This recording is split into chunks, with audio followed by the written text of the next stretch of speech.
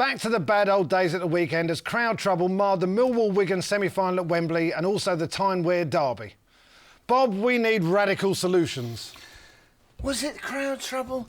What, you mean that fighting? No, hang on. I think it probably was, The actually. Tyneside derby, they're saying there was no fighting at the match. There was a group in the city centre. There was a large riot in the city centre which included fighting. Including fighting with horses. Yes, but I don't think it was. I don't think it was Newcastle fans and Sunderland fans. I think it was just Newcastle. Yeah, they kept the Sunderland fans in for about an hour afterwards. Yeah, I think they were just. I think that was just basic hooliganism. Did you see also, by the way, the Millwall players warmed up in T-shirts saying "Save Lewisham A&E"? Yeah. Assuming, presumably for themselves. Yeah, well, exactly. They took it literally. Yeah, they did. Yeah, well, no, we're going to need this A&E.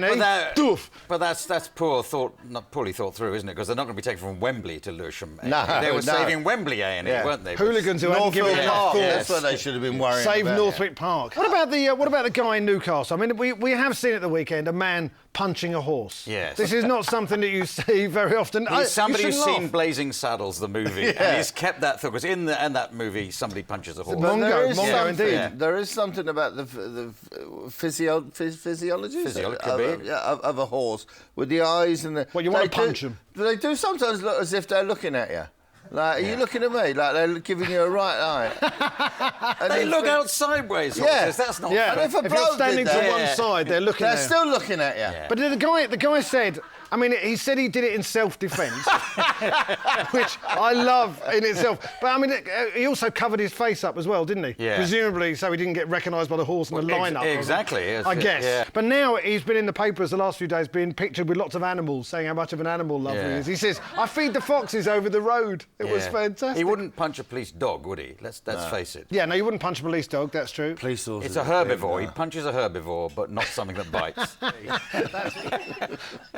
As a fight happens at a football game, everyone says, yeah, but they're not football fans. No, exactly. They were doing it for other reasons. They just happened to be there. They went along for the fight. That's nonsense. No, it's nonsense these days because there aren't enough fights at football games to say I'm going there just for the fight. It used to be every week. I mean, when was the last time you saw a fight? I'm sorry, I forget where you go. Arsenal. When was the last time anyone bothered to get out of their seat? Stop it. There was a fight over the last ciabatta.